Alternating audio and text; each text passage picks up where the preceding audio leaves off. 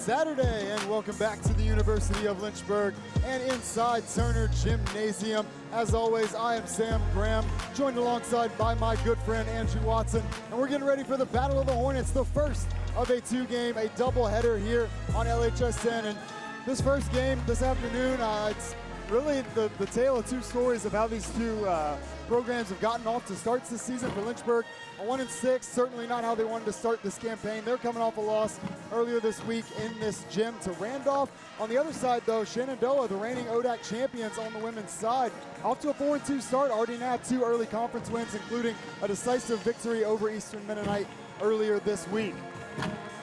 Yeah, Shenandoah, they look really good. Against Randolph, they fell just 4 points short, but obviously we saw what Randolph could do on this home court a couple days ago. So Shenandoah, from the outset, they look really, really good. Certainly. So Shenandoah does a lot of good things well. There's going to be a few things to keep an eye on today. And Andrew, if you want to go ahead and take us through some of these keys to the game. Well, I will take you through the keys to the game right here. So first off, for Shenandoah, they need to focus on the offensive rebounds and even the defensive rebounds, but more specifically, Shawnee's Campbell. Like I said before, I think she's going to be a menace in there in the paint today on both sides. She's a dominant force in the paint, especially getting rebounds and scoring today, most likely. But also, for Shenandoah, they need to switch it up on defense a little bit today. They run this man defense where they don't switch much, but at the same time, I feel like Lynchburg could be able to figure that out because a lot of drive and kick offense, which is what Lynchburg we have seen from them. So if they figure that out, Shenandoah is definitely going to have to switch it up. And then on the side of Lynchburg, they're going to have to be comfortable late in the shot clock. Shenandoah, the best defense in the Old Dominion Athletic Conference at 42 points per game. It's going to be tough for Lynchburg to really crack that defense. And then Lynchburg needs to move the ball well around the perimeter. Obviously, when that man defense, they go out and they will pressure the perimeter, but then once you get the ball inside, they really hound you in there and try and take the ball away. So if you can move the ball quickly around the perimeter, it really opens up the passing lanes on the inside for Lynchburg. Well, Lynchburg certainly struggled to defend in the interior, so if you do have a good presence in the opponent, which today obviously is Shenandoah, certainly a big X factor to watch in this game.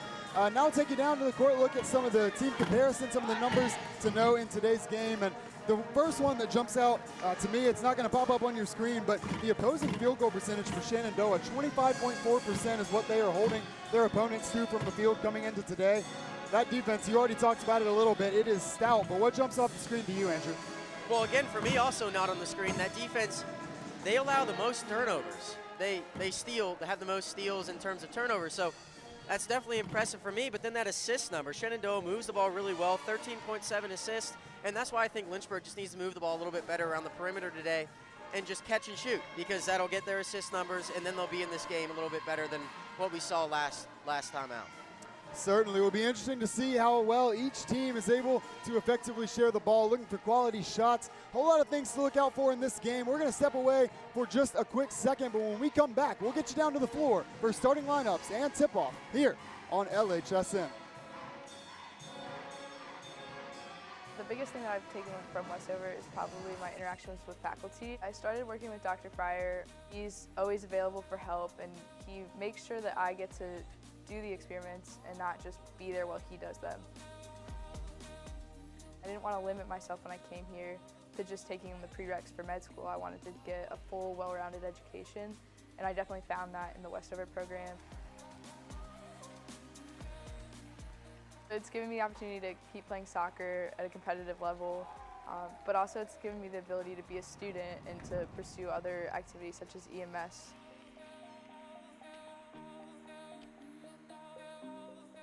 100% do Westover because it's not something they're going to regret, and it's going to be a lot of work, but so is everything else. It's just going to help build their education that they've already had and make them a better person for it.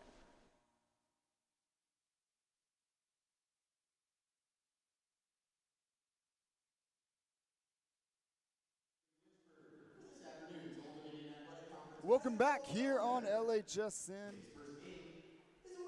where we're getting set for the National Anthem, Star Spangled Banner, just ahead of starting lineups for this afternoon's contest. We will, of course, get you those here in a moment after the playing of the anthem.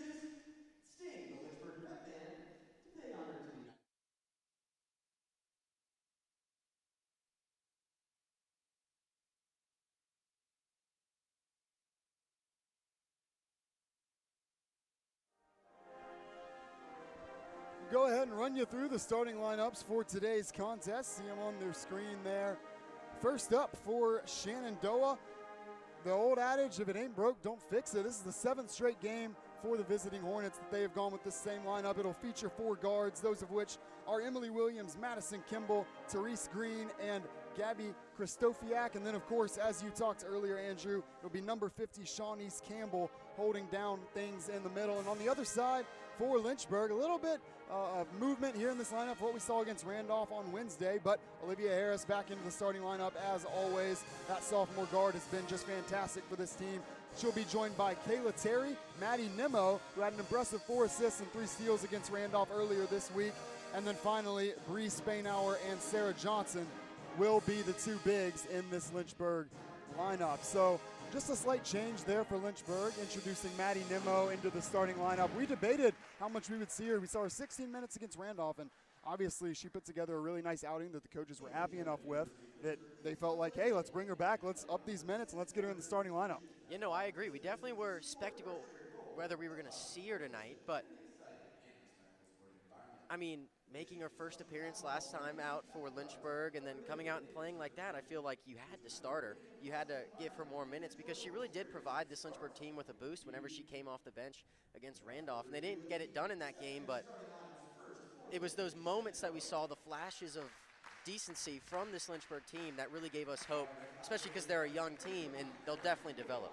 Well, and you look at a few of your keys to game, what we talked about looking at that team comparison. For Lynchburg, you want to make sure you continue to share the ball effectively. And to be honest, sharing the ball effectively hasn't necessarily been the problem for Lynchburg. It's finding where the quality shots are. It's the shot percentage that hasn't been necessarily where Lynchburg would want it. But when you get a girl who comes in and gives you 4 assists off the bench, she gives you 3 steals, because the other piece of that is how much can this Lynchburg defense step up? That's been another aspect of this Lynchburg team that struggled a little bit. So maybe just injecting a little bit of life, something new into this lineup. The other 4, pretty standard for what we've seen as far as the starters go for this Lynchburg team. But really, really excited to see how Maddie Nimmo fares in a starting role here this afternoon. Yeah, and you talked about the defense. Lynchburg really thrived last time out when they ran that 3-quarter court press, and it really shut down Randolph in terms of getting out in transition, and that's kind of where Lynchburg fell apart in the early going of that past game. So it'll be very interesting to see, obviously, the quickness of Maddie Nimmo out there, and the rest of the team is quick as well, but we won't even talk about Shawnese Campbell for the time being, because that 3-quarter court defense really takes her out of the play if you can kind of force a long possession from Shenandoah. Absolutely. As they're running through starting lineups down on the court, give you a quick outlook into our 2 coaches for this afternoon. For Lynchburg, of course, Allison Nichols in her 2nd season led the Hornets to a 16-11 campaign last year. A Lynchburg native, Bridgewater alum, plenty of ODAC experience. She's had coaching stints at Roanoke and at Randolph. And on the other side, Melissa Smeltzer-Kraft in her 10th season at Shenandoah brought that program their first 2 ODAC titles in women's basketball in program history. Of course, Shenandoah has not been an ODAC member for too long, just a little over a decade. But you know, those are landmark wins, obviously, for this program. And the lowest seed to do it back when they won in 2019, the first ever 8 seed to win the women's basketball ODAC tournament. And then, of course, the reigning champs as well, getting the job done in Salem back last spring. Yeah, and she said in other games how excited she was about this team. Obviously, not a senior on the entire roster, so to be that competitive with such a young team is definitely an exciting thing. And she definitely knows how to get her teams going in late February and early March in those ODAC tournaments. So Shenandoah, they're not going to peak early, they're going to peak late this season. Certainly. Opening tip, controlled in the direction of Lynchburg. Nimmo fought for it, and it will be last touched by Shenandoah. And one thing we didn't talk about in the pregame necessarily, but it's going to be vitally important for this Lynchburg team to not just stick in the game in this first quarter, but if possible, build up as much of a lead as you can. Shenandoah's gotten out to some slow starts in the first quarter, but you look at that average margin of victory coming into today at 23.1 points a game. This team can go on scoring runs. Great duo in Therese Green and Madison Kimball that are obviously going to fuel the offensive side, but it's going to be critically important to get those good shots rolling here early.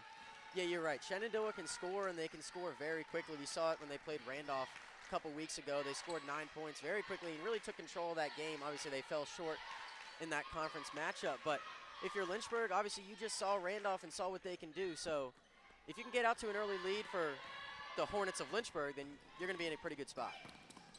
There's a great feed from Nimmo, looking inside for Bree Spainhour down low on the break. She will draw contact on the shot. And very early, Lynchburg goes to the line. And it's worth noting, this Shenandoah team only takes 8.8 free throw attempts per game. Vitally important as well for Lynchburg to try and get some of these easy baskets at the line when they can. Shenandoah team that only sends its opponents to the line, conversely, 10 times a game.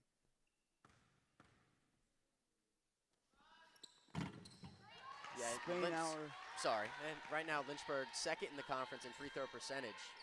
They were first this past week, and then obviously they shot the ball pretty well from the free throw line against Randolph, but someone had a really good performance and knocked them off their step up there, but still a really good free throw shooting team. Certainly. Want to look to exploit any advantage you have, and as you look at the broader team comparison breakdown, that is one market advantage that Lynchburg does possess coming into this one, so keep an eye on free throws. But so far, we've already seen 3 triples go up and off for each of these teams combined. So some contentment to take the long ball in the early going here. That's going to be a travel on Harris. Her legs got going before the ball did, and an early turnover for Lynchburg. Not a good sign for the home Hornets. Yeah, and to your point earlier about the three-point shooting for Shenandoah, they are the second best in the conference in shooting that three-point ball, so you don't really want to give them those shots, but if they're not falling early, then you might as well keep going, as you see great defense there to deny Shawnee's Campbell the ball. Certainly, that was Sarah Johnson on the deflection. She's held down the middle of this Lynchburg, both offense and defense, really, for the better part of the season. Comes up with a big defensive play there, also leads the team in rebounds.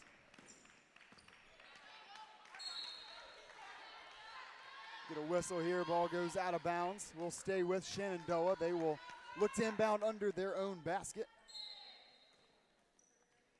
That will be Stofiak, the inbounder.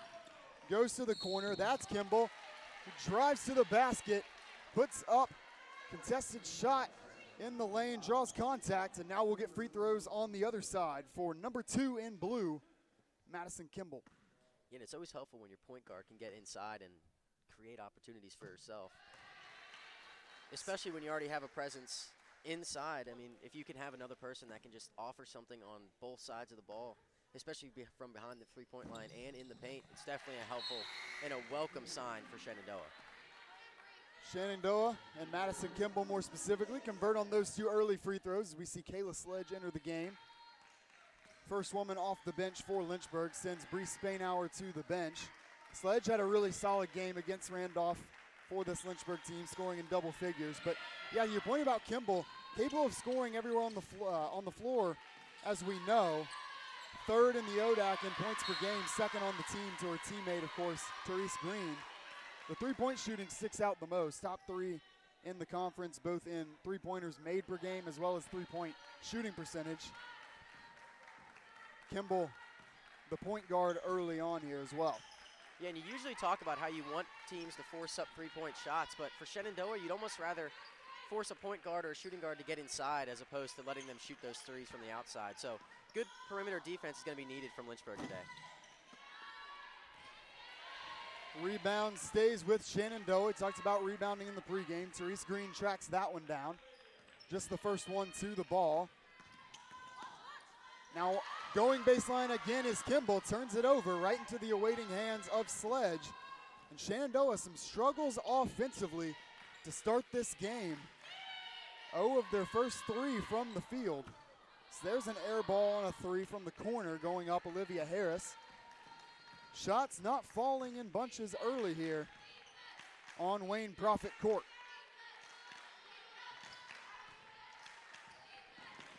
Feed goes to Green on the dribble handoff. She finds the shooter, that's Kristofiak, near the corner, but yet again, 3-point shot off the mark here for Shenandoah. Yeah, and you can see they're really heavily relying on that shot thus far. They haven't really tried to get the ball inside, but when they have, Lynchburg has been there. A little bit of miscommunication when it came to spacing there between Sarah Johnson and Sledge. Johnson is able to track down the offensive rebound, goes back up with it strong. Now trying to deny Campbell inside. Campbell cannot be denied. Her first field goal of the game, the first for Shenandoah, and the visiting Hornets take their first lead of the game.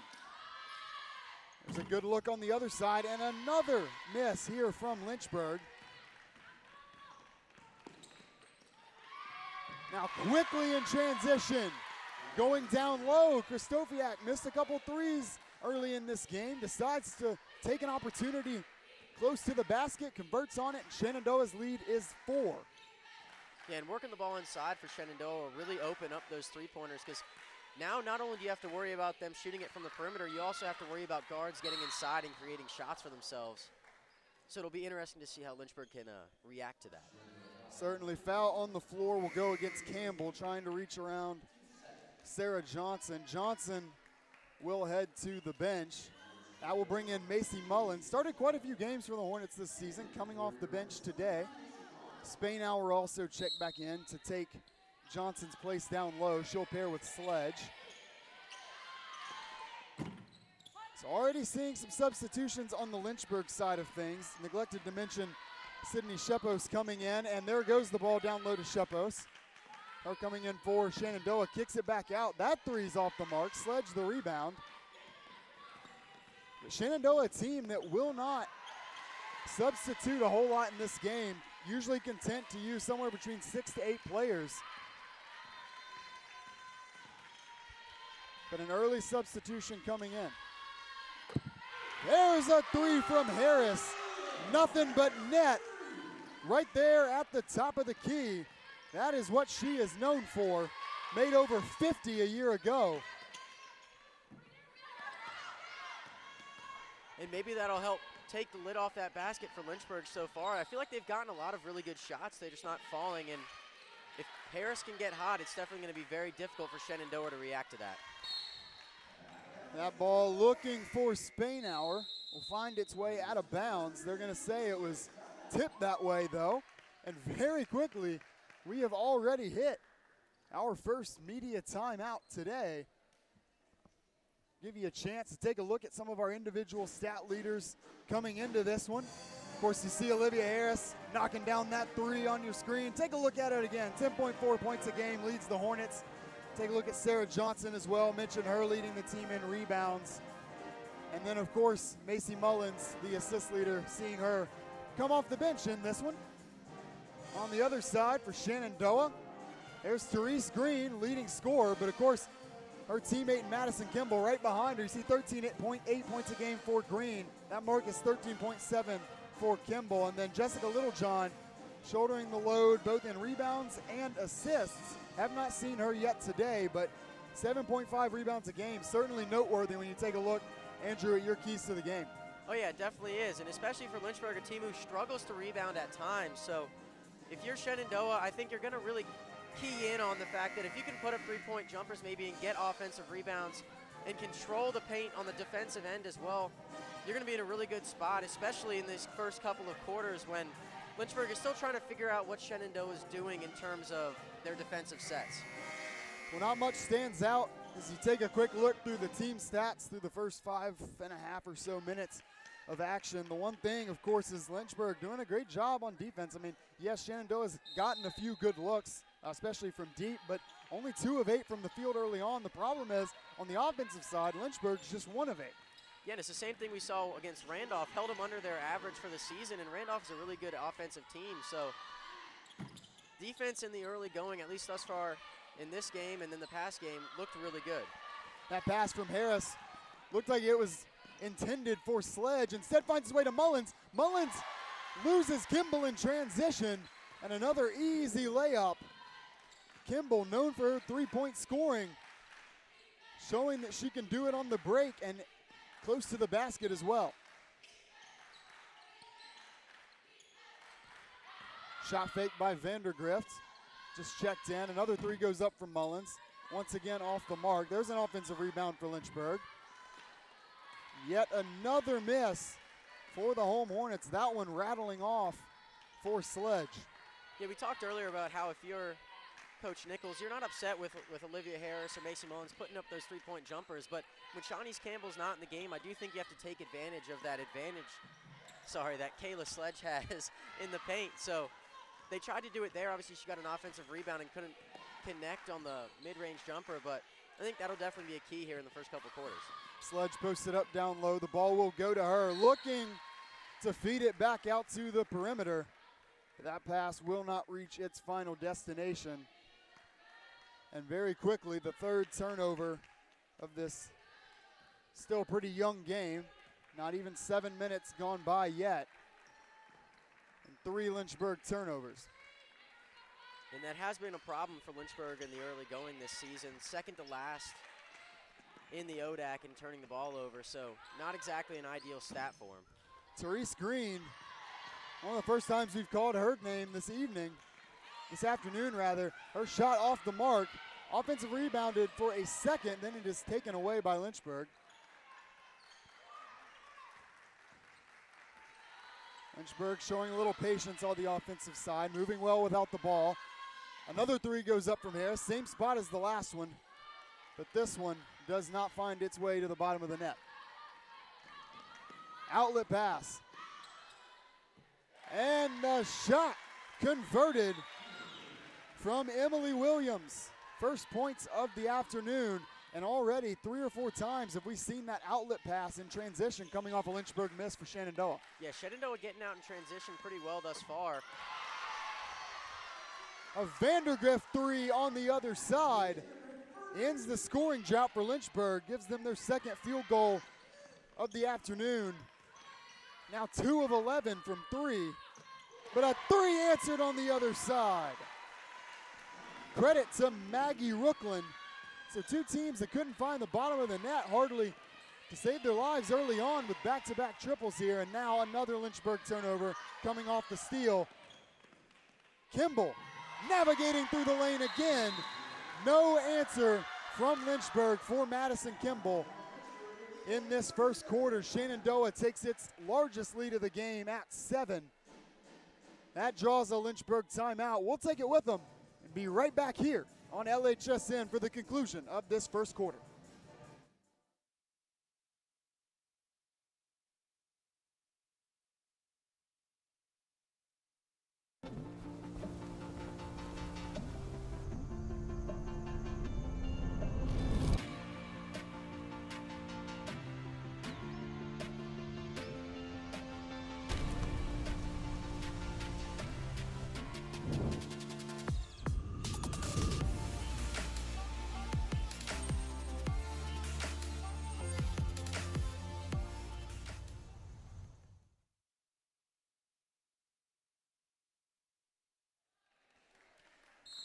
Well, Andrew, as we return back here for the last 91 seconds of this first quarter, take a look at some of the highlights we've seen so far.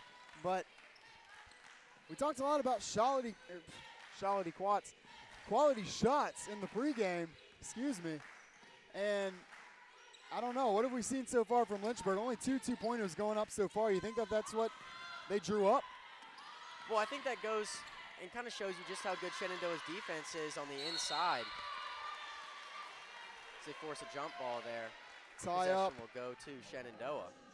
But, I mean, once they get the ball inside, Shenandoah just really hounds it on the ball. Put a couple of different players trying to take it away for Lynchburg. So that drive and kick action has been something that Lynchburg has been trying to do thus far, but they've been moving the ball around the perimeter to take those threes, and only a couple of them have been questionable shots in terms of what you would want to see, but I would like to see them get inside the paint more and put up a couple more easier chances.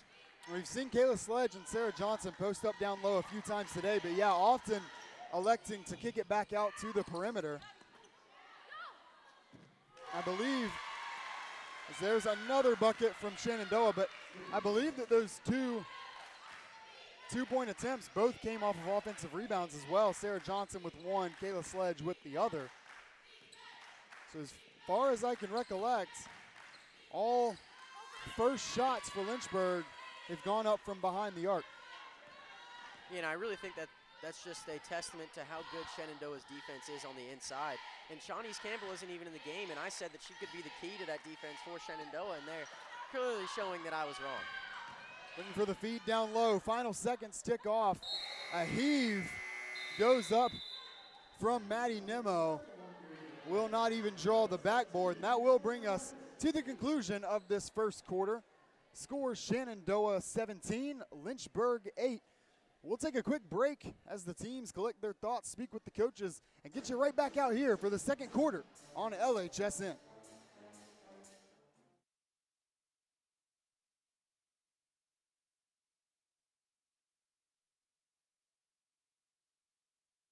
The biggest thing that I've taken from Westover is probably my interactions with faculty. I started working with Dr. Fryer. He's always available for help, and he makes sure that I get to do the experiments and not just be there while he does them. I didn't want to limit myself when I came here to just taking the prereqs for med school. I wanted to get a full, well-rounded education, and I definitely found that in the Westover program. It's given me the opportunity to keep playing soccer at a competitive level, but also it's given me the ability to be a student and to pursue other activities such as EMS.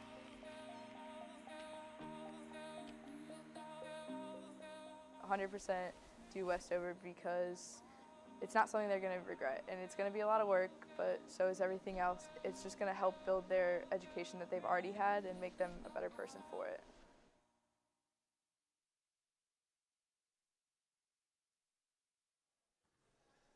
Welcome back inside Turner Gymnasium. About to begin the second quarter of action. Shenandoah leading this one 17-8 with the shots have not necessarily been falling in bunches, but as we get started here, take a look at the Lynchburg upcoming schedule. Interesting ODAC schedule format this season. Every team getting a chance to get a taste of conference action before going back into the non-conference slate. Hollins, the next opponent for Lynchburg.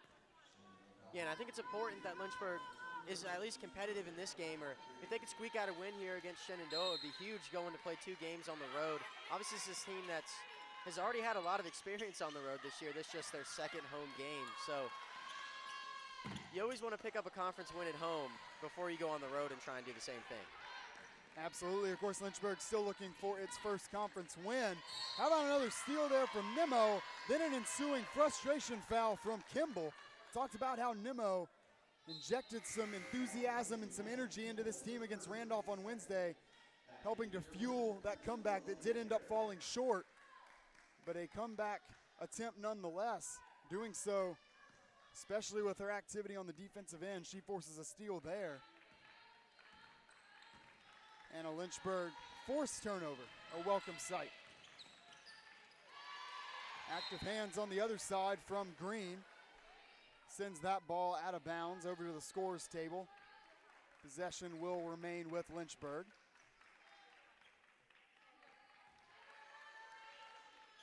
Kimball, of course, on that last possession, looking to move closer to the basket once again before she had that ball stripped away from her. That's been the MO so far today. North of 40% from 3 on the season. So we'll see a charge there called against Bree Spainhour. That will be her second foul and will send her to the bench. Kayla Sledge checks in once more. Yeah, just great defensive positioning there from, once again, Kimball, who is really making it happen on both sides of the ball. Just forcing Bree Spainhour, who has a little bit of a height advantage over Kimball, into that foul, and that puts the starter Spainhour on the bench. Green puts herself in motion. Looks like maybe in a little contact as she went up with that shot. Seems to be looking for a call. Possession originally awarded to Lynchburg, but instead will stay with Shenandoah. Be Christofiak, the inbound woman. How about the move there from Kimball? Treated back to around the 3-point line. Shot just off the mark. She's got an early 6 from that first quarter that leads all scorers. That shot off the mark will be rebounded by Kimball. Once again, Shenandoah in transition. Christofiak puts on the brakes hard right next to the basket. watches as the defender soars past, and it's an easy layup. Extends the Shenandoah lead to double figures the first time this afternoon at 19-8. Our first points of this second quarter. Yeah, Shenandoah doing a lot of their damage in the early going in transition. It's something that we didn't talk about in the pregame, but we know that Shenandoah likes to play fast. They put up a lot more shots than Lynchburg does, and they turn the ball over a little bit less. So for Lynchburg, if you can keep them in the half court, you're going to have a better chance. Absolutely. Ball goes out on the baseline. Head coach of the home Hornets, Allison Nichols, a little unhappy about something there. Lynchburg is awarded possession. Will slowly now cross the timeline. Nimmo, the primary ball handler here. There's another three from Harris. This one finds its way to the bottom of the net, and she's got her second already this afternoon. Yeah, it'll be a very important thing for Lynchburg to note is that Harris is on. Campbell draws contact in close. Foul will go against Sarah Johnson. Yeah, it looked like Johnson had pretty good defensive positioning in there. Maybe just lowered a hand on that shot from Campbell. We'll take a look at it again. Just the first foul. Excuse me. Be a look at Madison Kimball, who we talked about just a moment ago. Really fueling this Shenandoah team early in that first quarter. First free throw up and in for Campbell.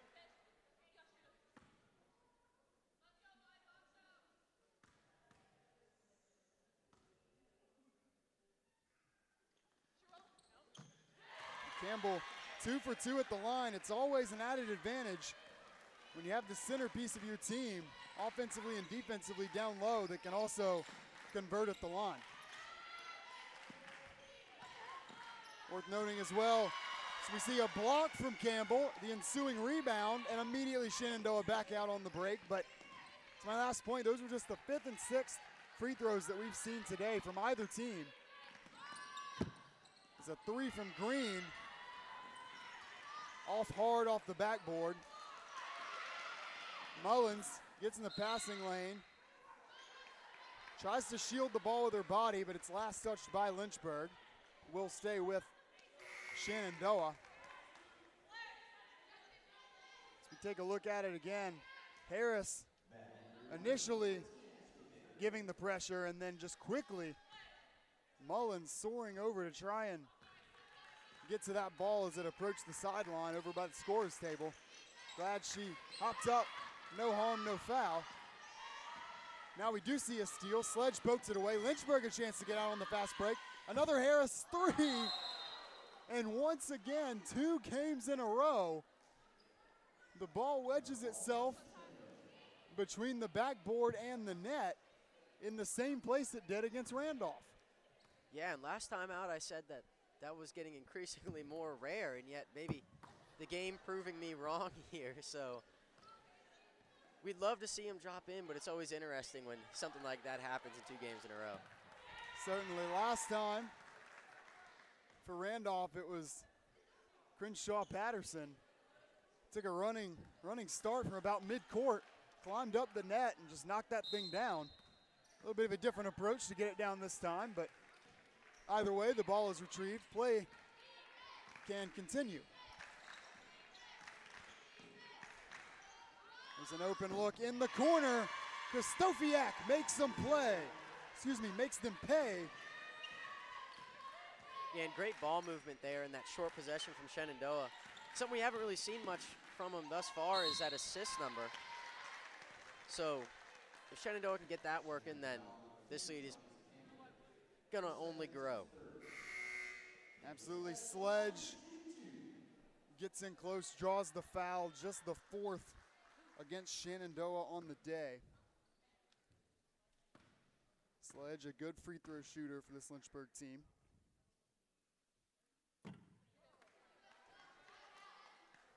A little bit of a curse there. I suppose. Entered today 78.6% at the line. That's good for 5th in the conference.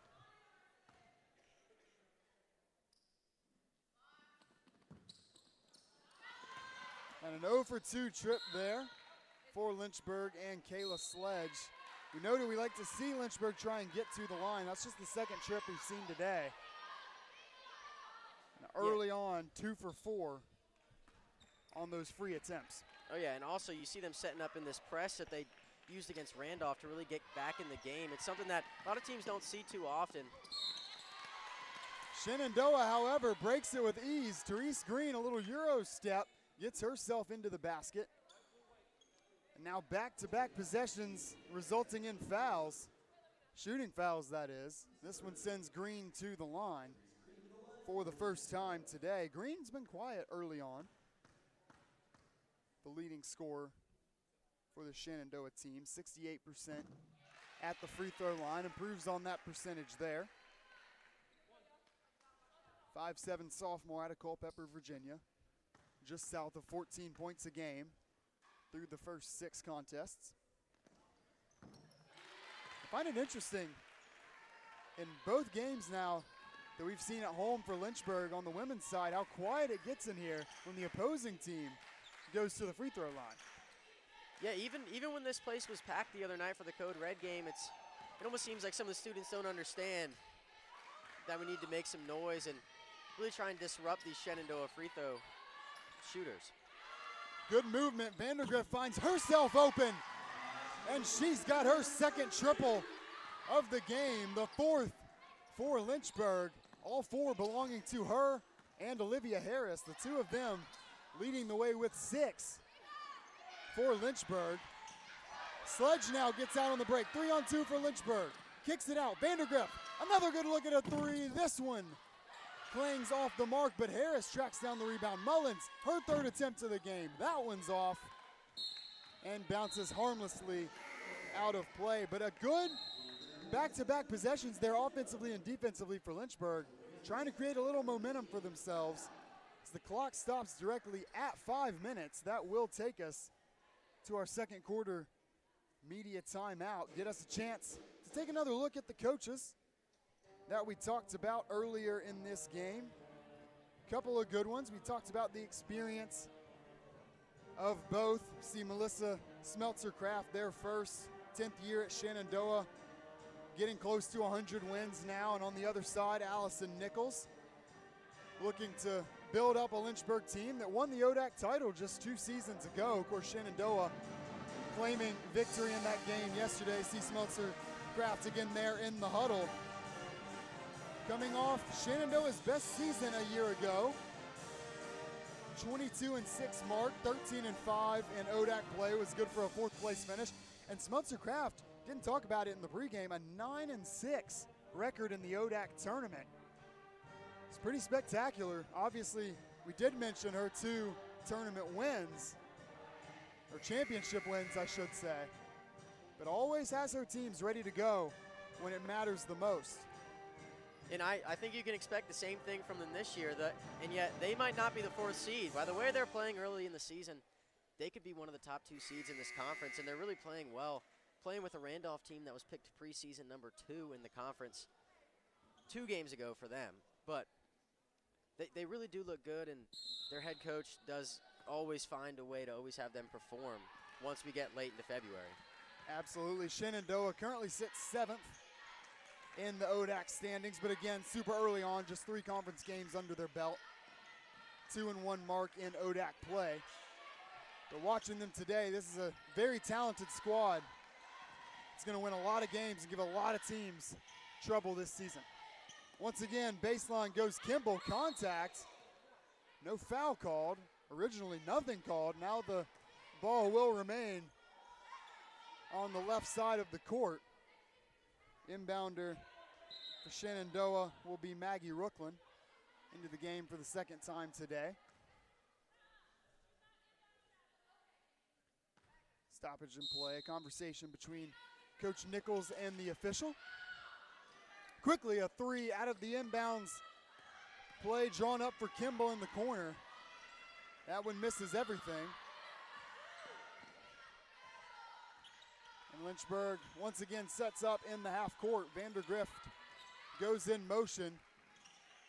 Harris thought about the pass, decides not. Sledge thinking about the shot, kicks back out to Kelly. That one's off the mark.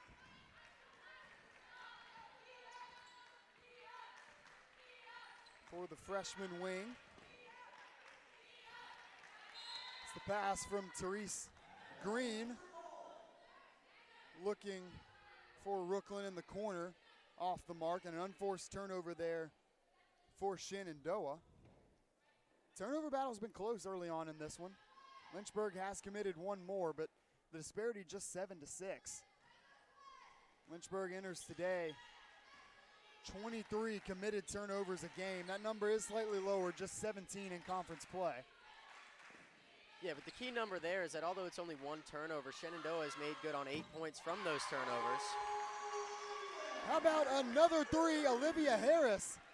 They are falling in bunches for the standout sophomore. She knocks down her third of the first half. She has found her stroke today. That last one, her 16th of the season, came into today tied for 4th in the conference in three-pointers made. Yeah, and on the other end of the ball for Lynchburg, the last couple of possessions have really looked good for them on the defensive end. Forcing up a lot of shots and even forcing that turnover that you said might have been unforced, but it was just that pressure out at the perimeter that forced that long pass. So Lynchburg really turning it up, although they're still down 9 points. They're looking like an entirely different team than what we saw in the first quarter. Vandergrift thought about that three. Looked like that pass may have been intended originally for Harris. Looks like it may have been picked off by Nimmo. There's Olivia Harris. That shot again got such a great touch. It's knocked down 3 triples in the early going here this afternoon.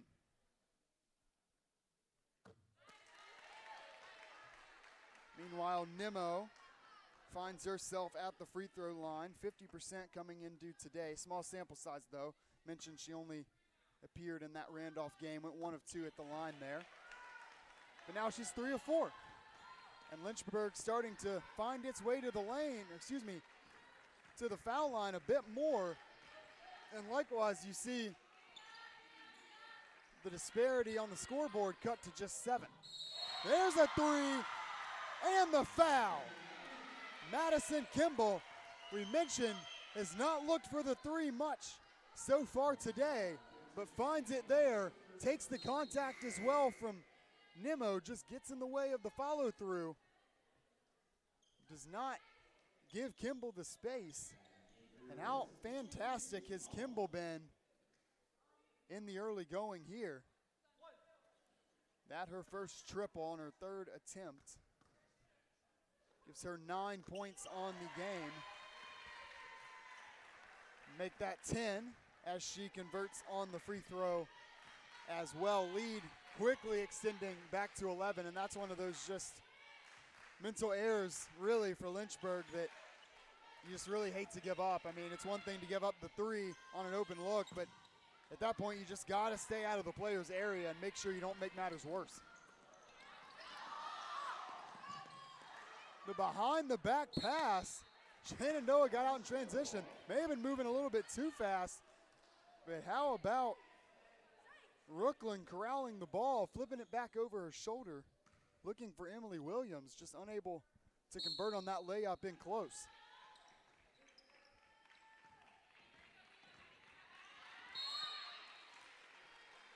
Another foul will go against Nimmo as she guards Kimball. All over the guard, number 2 in blue. Of course, Shenandoah in the bonus. That'll send Kimball back to the free throw line. Yeah, and just like we saw against Randolph last time out, every time Lynchburg would make a little bit of a run, it seemed like the other team was able to just shut the door on them to an extent. Obviously, there's still plenty of time left in this game for them to come back, but it just seems like following a run, there's just a little bit of a downfall for this Lynchburg team, at least thus far in the small sample size that we've seen. So hopefully they can improve on that, and maybe that just comes from starting the game a little bit more hot than what they have. Kimball, we noted her scoring ability. second leading scorer for this Shenandoah team. We're going to see a Lynchburg timeout. We'll stay here and break down a little bit of what we've seen so far in the second quarter with 2 minutes to go before the half. But speaking on Kimball, to continue that point, we know she can score from everyone on the floor. We've now seen a couple free throws up and in for her. She's the first player on either side to enter double digits. She's got 12. Just 3 of 8 from the field. A little bit surprising, but already 5 for 5 at the line. She entered today 75%, a good free throw shooter. But improving upon that today and just doing all the little things right.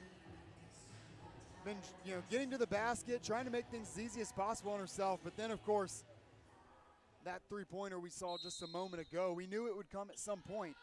We've seen 3 go up already for Olivia Harris on one side. You knew the three-point shots would start to fall for Shenandoah as well. But even more surprisingly, Kimball's not just doing it in the scoring column. 3 assists, also 4 rebounds to go along with it. So she's really making it work on all aspects of her game, and we saw her take that charge earlier, so she's definitely playing really well here today. Well, there with the shot clock rolling down, Sledge keeps her composure, picks up her first basket of the game. And there's another defensive stop. Rebound initially went through the hands of Mullins. But then a foul called on Shenandoah instead.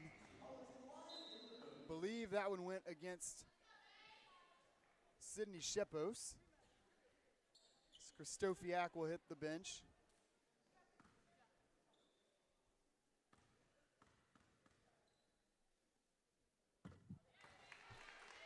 Mullins finding her first point of the afternoon at the line. Make that 2 for 2 from the charity stripe. Comes into today, averaging 8 points a game to go with right around 2 assists a game. The 5'5" freshman out of Gate City, Virginia. Been a critical point of a very young Lynchburg team.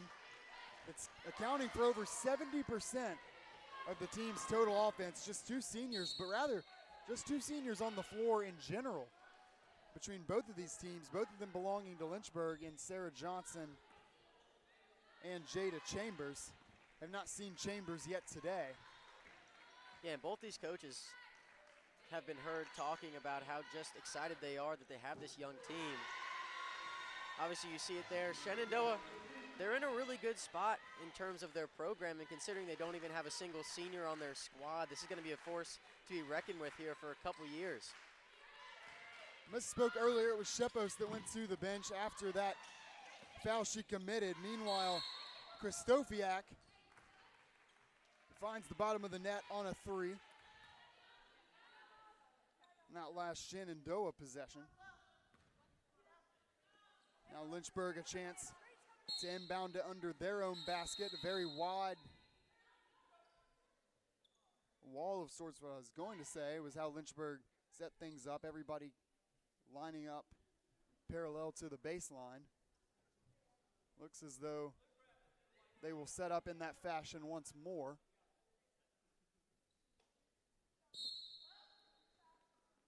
Here again comes the inbounds pass. Sledge goes out to the perimeter to track it down. Just 40 seconds remaining in this first half. There's Kelly on the drive, a strong take. Kelly gets in close to the basket, cuts the lead to just 10. And with 30 seconds to go, Lynchburg may have just given itself an opportunity to convert on a 2-for-1 here. Now good defense from Kelly down low on the other side. One thing Lynchburg's done well defensively is keep Therese Green in check. Just 2 points on the afternoon. She's gonna look for 3 here. And just as I speak, she creates an open look for herself off the turnover. Now she has 5. Lynchburg in transition, Sledge, the pass went to her. She wasn't looking for it. But instead, Lynchburg will get a chance right in close with just 1 second left on the clock to convert on an old-fashioned 3-point play. Mullins, a very slow start. No points in that first quarter. No points for the majority of this second. But quickly, she has 4. and finds her fifth at the line. Lynchburg trails by 10, puts everybody back. Heave actually looks like it drew the iron, but don't think it would have counted even if it had gone. Looks like it went off after the horn, and that takes us to the conclusion of this first half. With our score, Shenandoah 38, Lynchburg 28. We'll take a quick breather and come back. Take a look at highlights from the first half. We'll give you one of them here as we go to the break. Just a taste, team comparisons, and more to come at the half, right here on LHSN.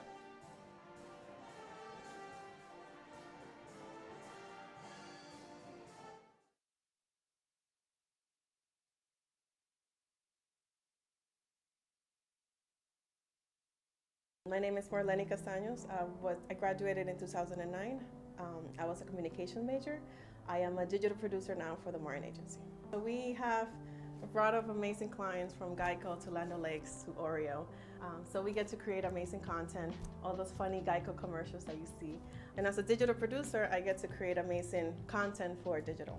I was very highly involved here. I was president of my class while I was here. I was president of the Hispanic Society. I joined a sorority when I was here. I had like 2 jobs.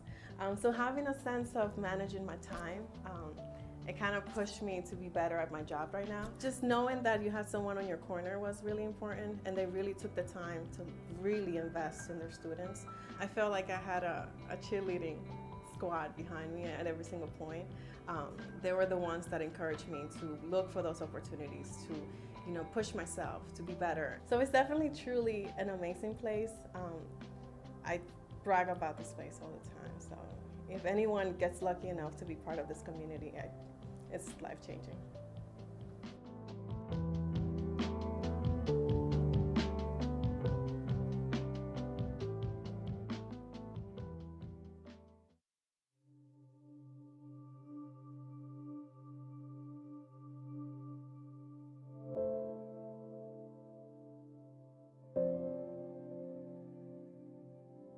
Everyone has a story, a triumph, a time they fell short, a gift, a light all their own.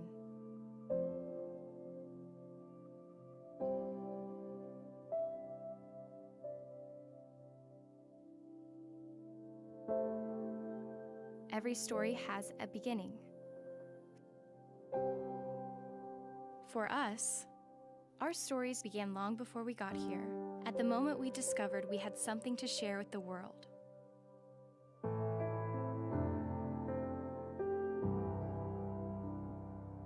But no matter where we've been, our journeys weave together at the University of Lynchburg.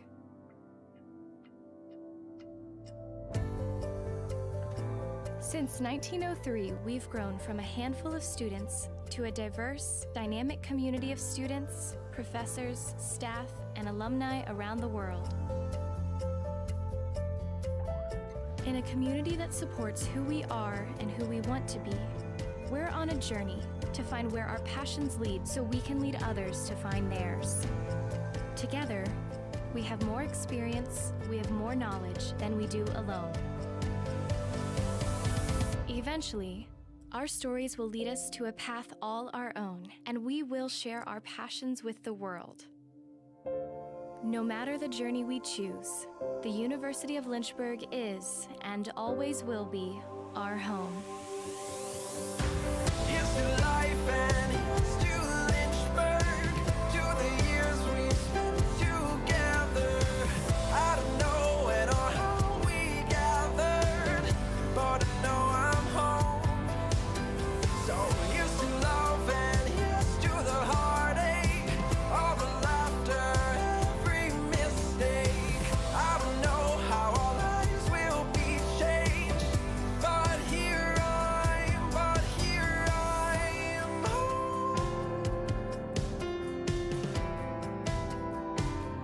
Here I'm home.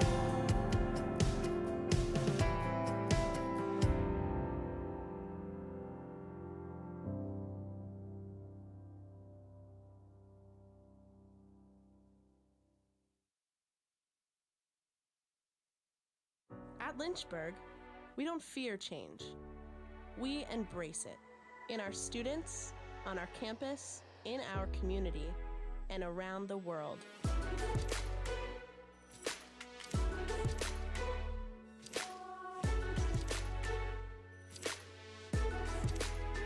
We're building on our legacy of always moving forward. It's the same place, with a new name. Welcome to the University of Lynchburg.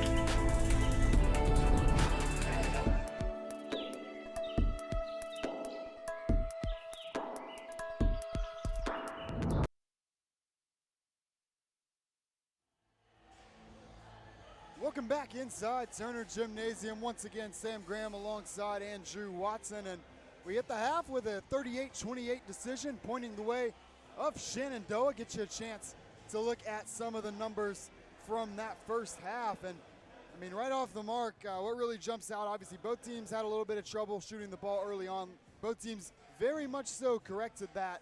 For Shenandoah, it was late in the first quarter. Lynchburg found its stroke in the second. But Andrew, what jumps off the screen there? Well, immediately the rebound numbers. Shenandoah really showing their force in the paint, getting rebounds. And a number that's not on that team comparison there that's really standing out to me is assist numbers so far. Shenandoah has 11 to Lynchburg's 4. And keep in mind, Shenandoah has only scored on 12 field goals. So 11 assists on 12 field goals is something that it's going to be very difficult to continue, but if you can, it's going to be tough to beat. Absolutely. Take a quick look at some of the individual leaders as well. Of course, for Shenandoah, leading scorer Madison Kimball. She's been all over the place. On the boards, it has been Emily Williams. She's tracked down 5 rebounds early on. And it is the assist leader, also Madison Kimball. She's dropped out 4 dimes so far today. Take a look at some of the highlights from this first half. And Olivia Harris, leading scorer early on here for Lynchburg. She's really been everywhere, especially around the perimeter. Yeah, 3 for 7 from the three-point line, so she's not afraid to shoot it, and I think she needs to continue to do it in the second half, shooting just a little bit below 50%, so that'll be very important for her. But then on the other side, Madison Kimball has kind of been beating Olivia Harris at her own game, being literally everywhere on the court. It felt like every time we would say something about her, she would make a defensive stop, make a great pass and get an assist on the other side of the ball, or she would knock down a three after we said she could do it all. So Madison Kimball and Olivia Harris, the keys going forward for either team, and it'll be very interesting to see how the other teams try and stop these two players, or if they're going to allow them to keep scoring. Yeah, Kimball, one of the best three-point shooters in the conference. Run you through some of those other individual numbers on the Lynchburg side of things. Leading rebounder, Kayla Sledge, she's got 6 of her team's boards. Nobody else for Lynchburg has more than 1. Keep that in mind in the second half. And finally, the assist leader for Lynchburg, also Kayla Sledge with 2. That's going to do it here for the highlights and the team comparison portion of our halftime show. Just about 4.5 minutes to go before we return for the second half of action here between Lynchburg and Shenandoah. My name is Taylor Clark, and I graduated in the spring of 2019, and I was a math major, and I'm currently a processing and packaging supply chain leader at Frito-Lay here in Lynchburg. As a math major, I loved every single second being in the classroom. I would fight for those professors, my classmates. I learned and grew as a person being in that class and challenging myself more than I would have ever thought I could. A big part of my job is root cause analysis and being able to look at a problem and figure out why did this happen and how can we make sure that this doesn't happen again. So as a math major, you learn that you need to have fundamental truths before you make any other statement, make any other assumption. The reason why I chose Lynchburg, and it's the general consensus on campus, is the relationship you get to build with your professors. And that sense of community that you get where you and your peers all understand and know that the people who are trying to push me to be better also will support me through it all.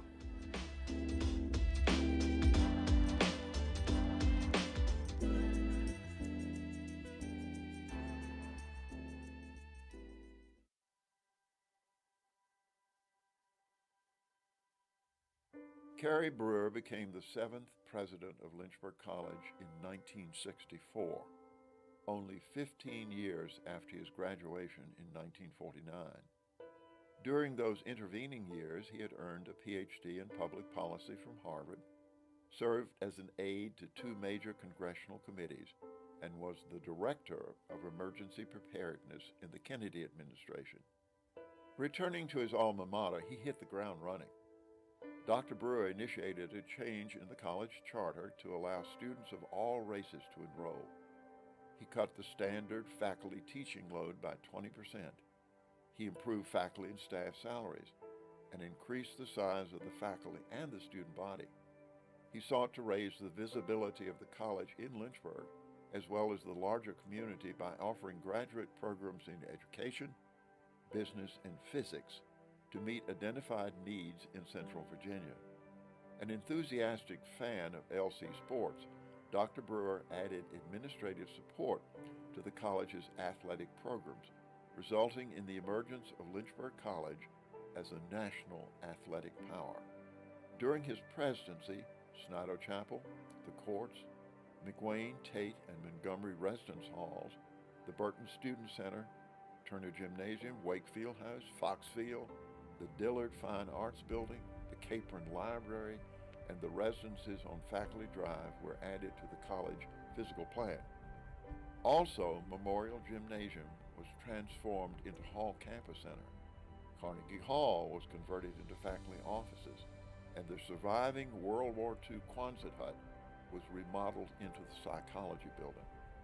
However, perhaps the greatest legacy left Lynchburg College by Carrie Brewer is the attitude embedded in his oft-repeated statement that a great college is always in the process of becoming. In the decades since he retired, Lynchburg College has become a university and has continued to grow and change, moving ever closer towards becoming the institution envisioned by a 36-year-old neophyte college president over half a century ago.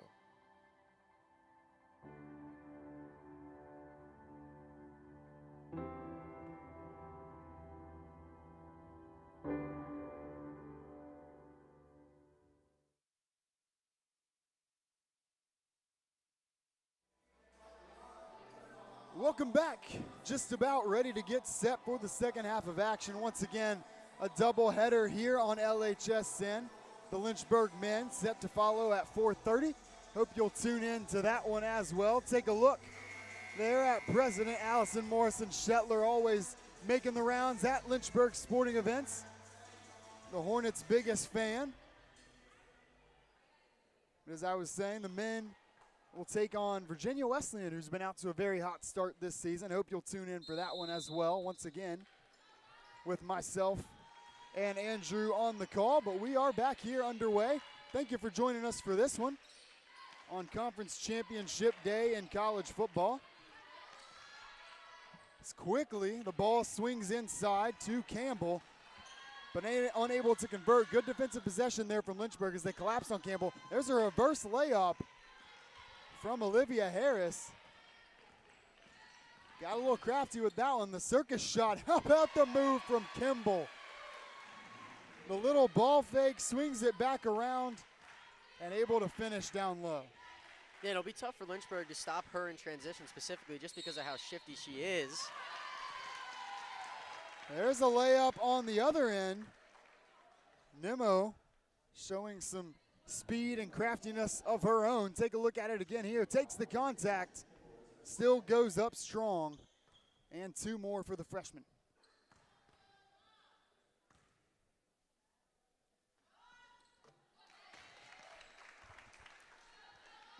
Converts on the three-point play.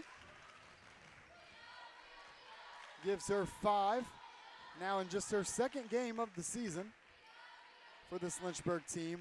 One of a very large freshman class that's been called upon to do a lot here on Lakeside Drive. Shot clock starting to dwindle. Good defense once again from Lynchburg. Kimball, of course.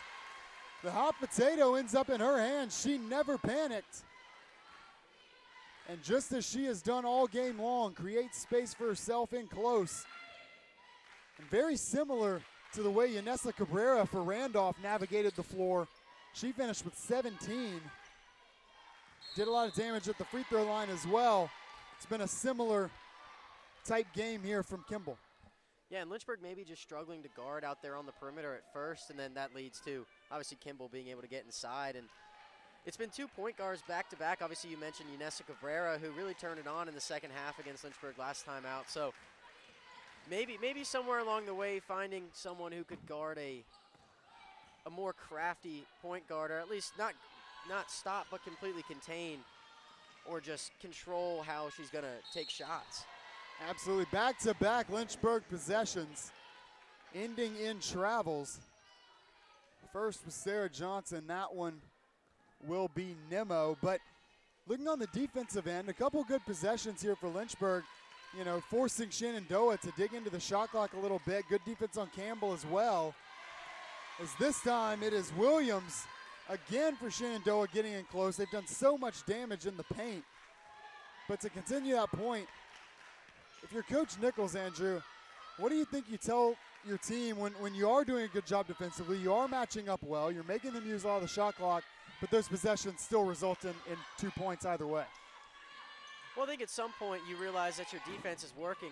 Similar to last time out, their defense played really well against Randolph and held them below their average, and the reason they weren't in that game was the offense wasn't hitting early on. But if you're making good defensive stops and someone's going to make a crazy move, slice through your entire defense, at some point you can only do so much. So it's the same thing if they're knocking down a bunch of threes. You can't really defend it. So it's just stay composed, because there's no way that a player will be able to keep that going the entire game, especially if you guys have the ball on the offensive end as well. Absolutely. A little battle for the rebound between Campbell and Johnson. Last touched by Campbell. Lynchburg slows things down a bit. Looking for a bucket here, but it will be another travel, the third in the first 3 minutes or so of the second quarter, and that's just got to be frustrating. I mean, you're seeing possessions in before you're even able to get up a shot. Yeah, especially when they came into this half with the momentum, I would say, following that three-point play to end the first half. So Shenandoah's really come out in the second half and kind of punched Lynchburg in the mouth, and we're just going to have to see how Lynchburg can respond to that. Campbell breaks away from Sledge. Her defender on that last possession sets herself up for a great reception and subsequent bucket. Campbell's been the focal point of the offense several times early in this second half, as that shot attempt by Mullins will be deflected out of bounds by Williams, and Nemo will look to send it back into play from the baseline. Take a look.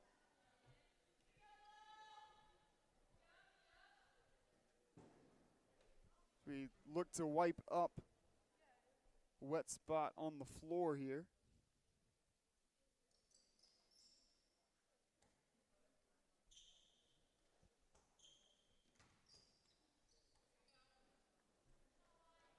Once again, the gym going eerily quiet there. But play resumes now with a Spainhour three. Got into a little bit of foul trouble in the first half. We didn't see her much. Got to be hopeful that she's able to provide some extended minutes here in the second. There's a good rhythm look there from Shepos. It will draw the Lynchburg timeout. Take a look at it one more time. Shepos doing a good job moving without the ball. Gives herself the opportunity. Yeah, just another assist to add to that column for Shenandoah today. Already 12, they had 11 in the first half, so that's just their first one in 4 minutes, so maybe they're slowing down a little bit, but at the same time, not something you want to see when you're already down 15 points is an open mid-range shot from inside the free throw line. We talked about how Bree Spainhour got in foul trouble, and she was really a defensive key for the Hornets against Randolph. So do you think that she's going to be able to step up and maybe stop any sort of progression on the offensive end for Shenandoah in the paint? We'll have to see. I mean, you know, you're able to draw those two quick fouls on Spainhour in the first half. You know, I think that speaks to the fact of when she's in there, they're able to go at her and use Campbell, especially. Even when she's not necessarily a part of what you're setting out to do on offense, just takes up such a presence down low that it's hard to, you know, defend her effectively without, you know, having to get a little physical. But that gets in foul trouble. So that'll be the key for Spainhour, but you got to figure Lynchburg would love to have her on the floor for as much as possible this second half. Yeah, and to your point about Campbell, Lynchburg has done a relatively good job of defending that pass into Campbell, at least before she receives it. But then after that, once she catches the ball, there's not much that Lynchburg has for her. So the best thing they could do is deny her the ball, but obviously she hasn't been an integral part of this offense thus far in terms of scoring, but she's definitely made her presence felt on both sides of the ball. Well, we saw Sledge try to do that, you know, just a few possessions ago, but Campbell creating the space for herself, you know, just kind of taking one quick step backwards towards the hoop and freeing herself up to receive the entry pass. Kimball lost control a little bit. Ball swings top of the key to Williams. Little ball fake from Shepos. Shot catches the bottom of the basket. And ball awarded to Lynchburg. But speaking to your point about Campbell and the damage she's able to do down low, it really hasn't just been her, though. I mean, Kimball getting herself close to the basket, and really we've seen it from almost everybody that's played significant minutes for Shenandoah this afternoon. Points in the paint disparity currently sits at 22-8, and it was 7 quick threes that went up in the first quarter as a mid-range drops for Spainhour, but 7 quick threes for Shenandoah in that first quarter. Since then, they've really settled down with the three ball. They took, I mean, they did take 7 more in the second quarter, but they were very spaced out and just really started to let the offense flow a little more with ease, it seemed like. Yeah, and a lot of that came just because maybe some defensive lapses on the inside, left us some open layups, maybe even a couple offensive rebounds for those threes that they missed. So while those points in the paint number it's very different between the two teams, a lot of it has come down to where the ball has fallen off the rim, and or even just kind of with Campbell in the game, obviously she's not scoring or she's not a part, but you can't leave her open, or you can't leave any of these bigs open down low. So I mean, it also doesn't help that Shenandoah has gotten out in transition like they have tonight, this afternoon. Well, and it's interesting because, you define that transition, those transition buckets. We have the fast break points statistic, and for Shenandoah, just 4 points off of the fast break, but they're not really even getting out in transition as a result of fast breaks or turnovers.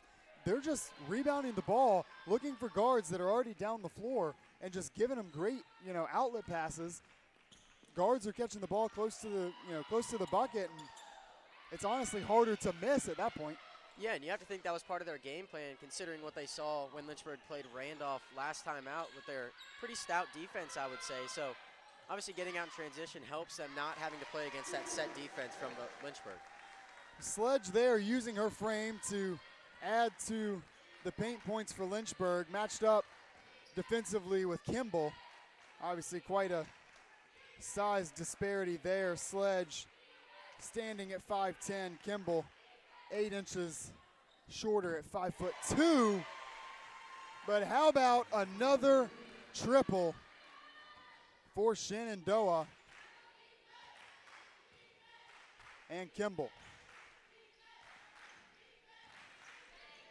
Lead is extended to 18. This feels like the danger zone now for Lynchburg as they commit another turnover. Spainhour loses control.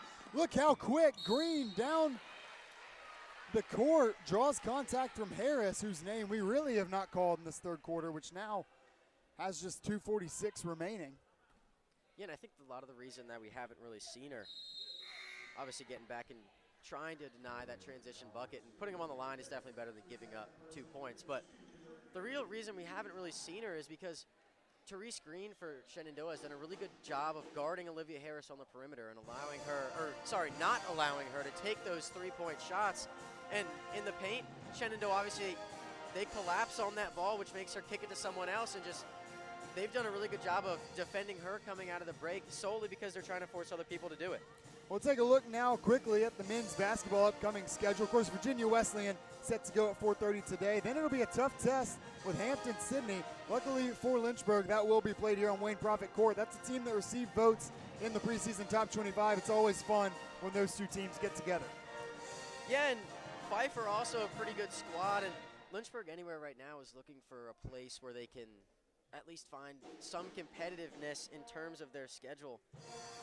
As you see there, Kuda Savage, one of the heart of this team, walking out here in front of the band, but he really, or at least the team in general, they've had their flashes where they're really an incredible team, but at the same time, they also give up a couple runs every once in a while that you kind of question what's going on in terms of that, but Lynchburg, I think once they get to February, is going to be like the Shenandoah squad last year in the terms of the tournament, where you don't really want to play them because if they get hot, they're hot, and we just haven't really seen that from them thus far this year. And of course, Lynchburg will take another trip back to the Queen City, where they played an exhibition contest with Queens earlier this year. First free throw on the mark for Green, but as I was saying, they'll play in that Jay Billis Challenge. Of course, already played in the Pablo Cotto tournament at Marymount University and split 2 games there, picked up a win over Amherst, their first of the season. We spoke with Coach Scott on the men's side early in the year. He said he didn't think he did any favors for his team with the non-conference schedule, and then you got a few really, really good opponents, and just within the conference, the Virginia Wesleyan team they'll see today, Hampton-Sydney, Roanoke, of course Washington and Lee being a rivalry game, and then that's not even mentioning Randolph-Macon, back-to-back national champs in the preseason, top team in the country. Yeah, neither of the teams, in terms of the men or the women, have really started out the season giving themselves any real hope to kind of figure themselves out against bad talent. And obviously the women went out and had to play Mary Hardin Baylor, the 15th best team in the country, and then go on the road to play against CNU, who we saw just how good they were. So like you said, neither of those squads really doing each other a favor with their early schedule. Well, that last shot going up and in for Shenandoah, Maggie Rooklyn. It was right there near the three-point line, but credited as a 2 on the scoreboard. Under 2 minutes to go now in the third quarter.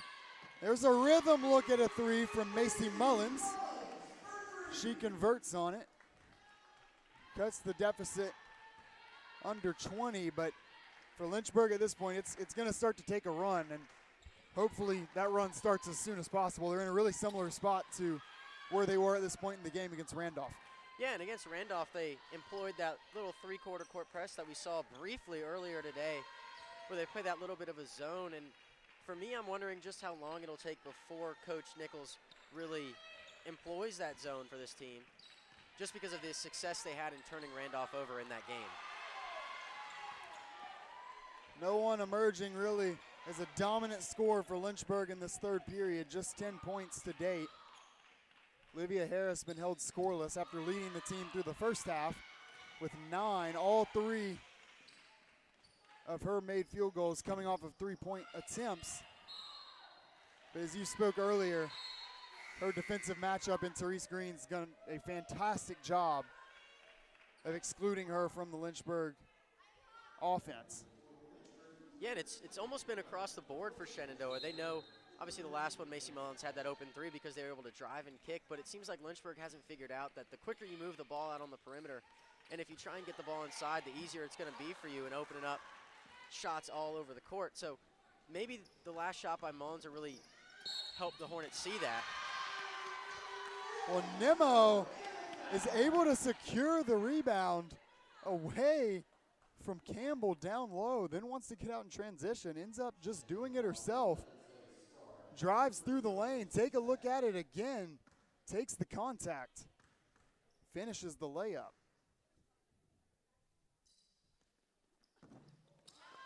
Unable to convert at the line. She was 3 for 3 from the free throw line up to that point.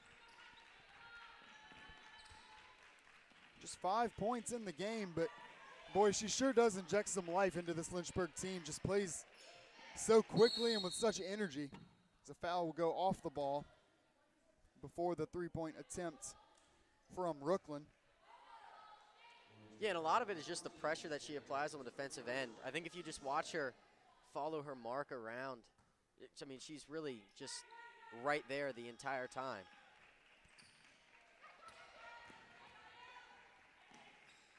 Time running down now. Shot clock is off for Shenandoah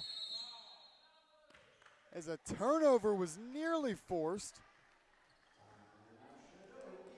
but Lynchburg unable to come away with it. Shenandoah takes timeout. 9.6 seconds remain on the clock, and you saw Sledge already ready to move in transition. Would have had a very easy layup had they actually forced the turnover there. But take another look at Madison Kimball and what she's done now in this second half. She led the way for Shenandoah in the first half with 12. She's picked up 7 more in this third quarter. How about 5 for 5 at the free throw line?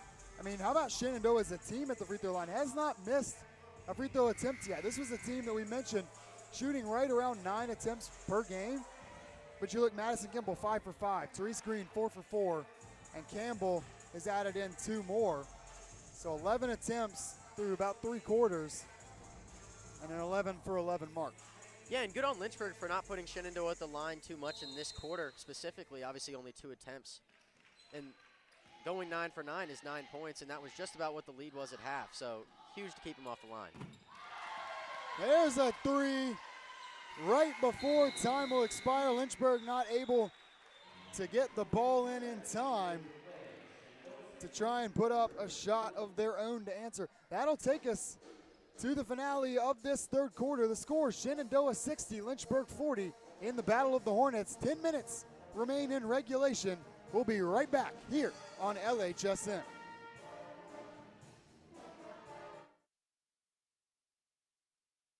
My name is Jen Hyde. I graduated in 2018, and I got my major in philosophy, political science, and I minored in human services. And career-wise, right now I work at a residential treatment center for juveniles with sexually reactive behaviors. I would say the biggest advantage is definitely that it is a small campus. You know, you get to have that one-on-one with your professors. They're willing to help you out. They're going to get to know you more than just a student that they're teaching. You know, they really invest into your lives. Definitely use every resource that you can kind of get at Lynchburg. There's tons of mentors within the professors, the faculty, the staff here, your peers that are here. You have so many options that you can take. There's so many classes, you know, even if it's not within your major, if there's a class you're interested in, take it. Kind of explore your options because Lynchburg does have such a wide variety of different things that you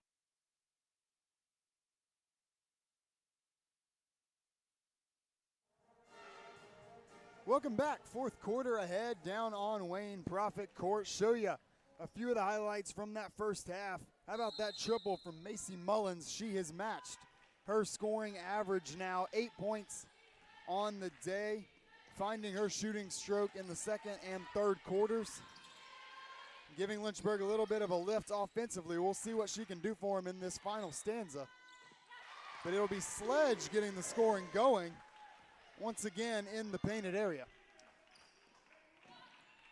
Defensively, Sledge moves over to match up on the Emily Williams three.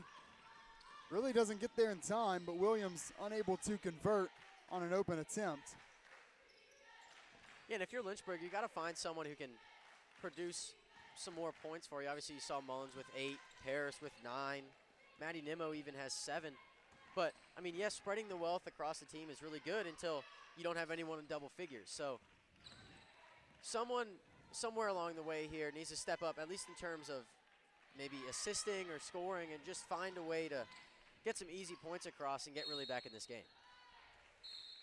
Just 7 assists in the game. That is 7 assists on 14 made field goals. So Lynchburg is assisting on 50% of its made baskets, but it's kind of like where that number stood coming into today. I mean, Lynchburg's assist, percentage, not too bad. I mean, north of 50% coming into this contest, but in terms of total assists, you're only seeing about 9 a game because that kind of reflects the inability to create some of these good shots. Yeah, and a lot of relying on people to maybe make moves one-on-one. Obviously, we saw Nimmo driving to the basket a couple times and creating space for herself, which, well, it's very helpful. At times, if you can drive and kick and create open shots for other people, it's just as easy. Well, right there, Harris is looking to try and work the baseline to make her way to the basket. Instead, her progress will be impeded. Foul on Kayla Maxson, the first time that we've seen Maxson, to my recollection, today.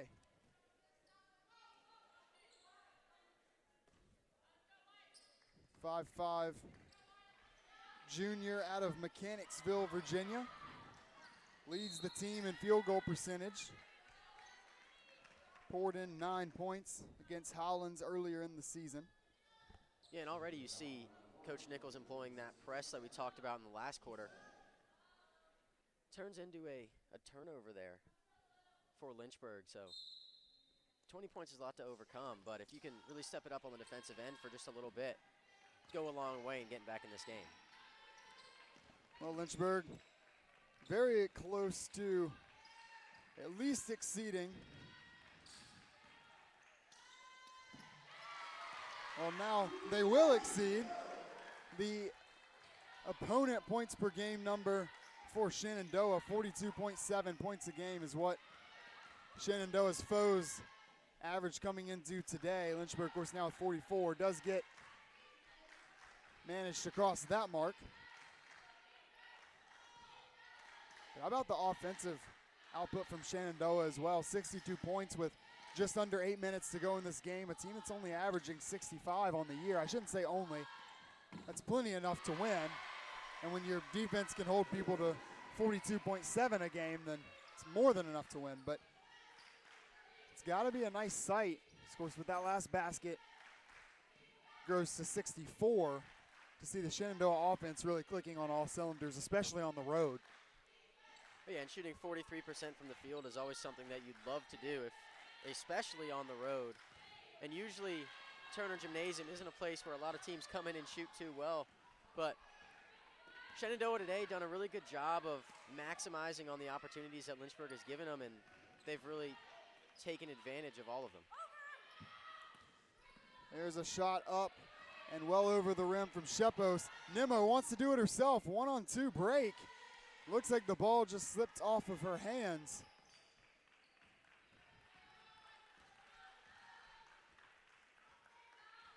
May have paid dividends to wait for the break to catch up, slow things down a little bit, but of course down 20 at this point.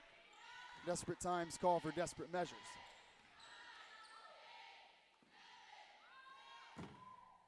Another shot goes up from Shepos. Once again off the mark, out of bounds to Lynchburg. See a couple substitutions come on. Kimball back into the game for Shenandoah. Shepos hits the bench, and on the other side, Sledge checks back in. Sends Casey Kelly to the bench, and take a look at Maddie Nimmo. You mentioned a moment ago, Andrew, her scoring total up to 7. So now back-to-back games for Nimmo. Today, pouring in a little bit more offense while still maintaining that level of defense we saw against Randolph. Yeah, and for someone who made their first appearance their last time out, she's really playing like a veteran, it seems. Like she has a lot of experience driving in the paint and really taking control when she knows she has to. So I think on the defensive end, she's really helpful. And 9 points is obviously welcome as well, but for a team that is really trying to score, I think Maddie Nimmo is doing a great job of trying to facilitate that for the Hornets. Foul off the ball will award possession back to Shenandoah. That pass looked like it wasn't going to reach Therese Green, who once again has been quiet today, finds 2 points there. Again, one of those, it's really not even, it's not going to go down as a fast break point, but it's just really Shenandoah creating its own transition opportunities. That's actually quite interesting the way that they've been able to do that just all throughout this game. Obviously, they've done it coming into today as well, but that's a strategy that's really going to serve them well as they proceed through this season. And it seems like almost every time down the floor, Shenandoah is sending someone, whether the ball ends up in her hands or not. But it's something that Lynchburg really hasn't been able to figure out. And as soon as that rebound comes down, Shenandoah is already looking up the court. And we talked about it on the men's side at one point along the season. As soon as the ball falls into one of their hands, they're just sending it down the floor and trying to create havoc. And Shenandoah, you think they'd be doing it in some sort of crazy manner, but I mean, it is about as controlled as a transition offense you will see. It's very methodical. They break down the Lynchburg press there. Looked like momentarily they would have Green down low. Instead, they find Campbell, and 2 more points for Shawnice Campbell. She's got 8. Not to mention, haven't highlighted yet today, of course, Madison Kimball we've highlighted in excess, but 3 double-digit scores for Shenandoah. Emily Williams also with 9, and Campbell with 8. So very balanced among the starters, especially for Shenandoah today. Working the ball around as they always do, getting out in transition as they always do. I mean, really haven't done anything special today. The only real break from normality that we've seen for them is Therese Green, of course, being held so far to just 11, but even that is only 2 points shy of her scoring average at 13, or right around 14, I should say. And with right around 5 minutes to go in this game, it's in all possibility, and if not likelihood, that Therese Green does reach that scoring average, though it hasn't felt like it at times. Yeah, and I think it's funny because we have sat here and said we haven't really seen much of Therese Green, and then you look down at the stats and she somehow has 11 points. I mean, talk about making your presence felt without really showing up in terms of the eye test, and she's doing a great job of that. Obviously, Madison Kimball in the spotlight, so maybe taking a little bit away from her, but I mean, overall, the Shenandoah team has played a great game of team basketball instead of trying to let individual players create for themselves. And things have just fallen to the way where Madison Kimball has 21, now 23 points. So for Lynchburg, hard to guard if the entire team is playing well, and especially if you have a player like Kimball who's playing as well as she has. Well, that's going to draw a timeout, as well as the excitement of head coach Melissa Smeltzer-Kraft.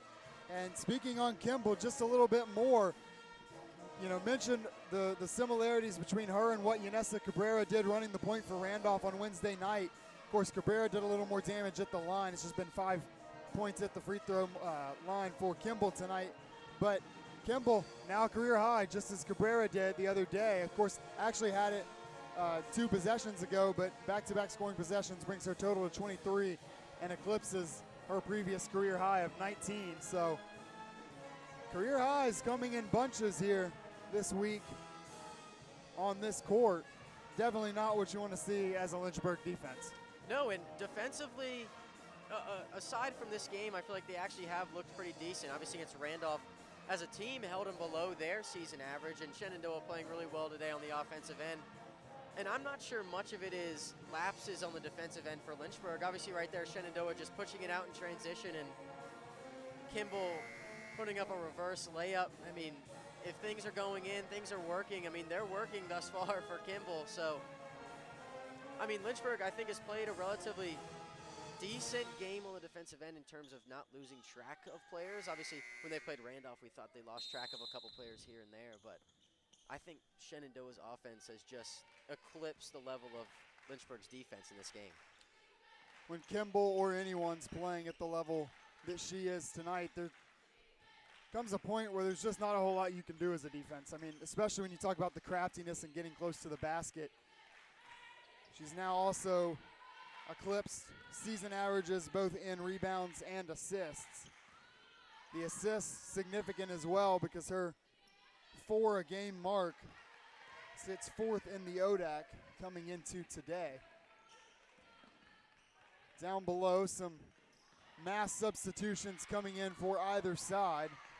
So on the court now, first for Shenandoah, it's Ashley Zepp and Jessica Littlejohn making their ways to the court for the first time today. And then for Lynchburg, a whole new group, Macy Mullins. Well, outside of Macy Mullins, it's McKindy Brundage, Kayla Terry, and Darcy Ross joining Sarah Johnson, who has returned back to the court. Kimball still getting out in transition, practicing that chemistry, maybe showcasing, it's a better word, between her and Therese Green. And just like that, Therese Green up to 13 points. Right at her average on the season. And that brings the combined point total for Kimball and Green, who are the two leading scorers for Shenandoah on the season. They've now combined for 36 on the afternoon. Sure, they will be greeted fondly as the two of them head to the bench. It's now no Shenandoah starters will remain on the floor. They'll be replaced by Zoe Starr, as well as Kayla Maxon, who we saw briefly earlier this afternoon.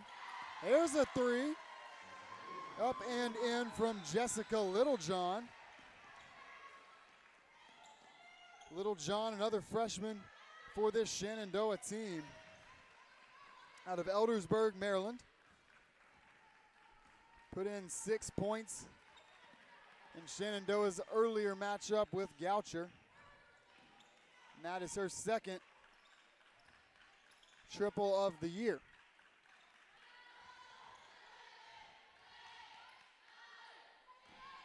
Shenandoah lead is 31. There's less than 2 minutes remaining in regulation. As another three from Brooklyn goes up and off. She has not been shy to take those three-point attempts early and often this afternoon or this season. So now we see as well Taylor Gant in the game for Lynchburg. Chance for Lynchburg to get a little bit of experience for some of its younger players who don't always see as much time on the floor. Still practice some of those offensive sets. Try and generate some positive takeaways.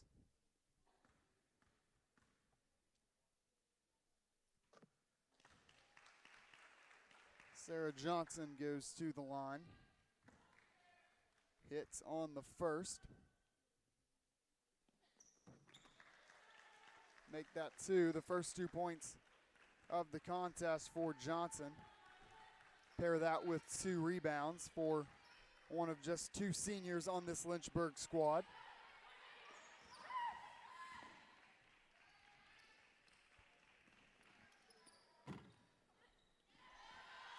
Sarah Johnson battled with injury, was in and out of the lineup a year ago. been great to welcome her back into the fold for this Lynchburg team. Leads the team in rebounds, blocks, and field goal percentage coming in.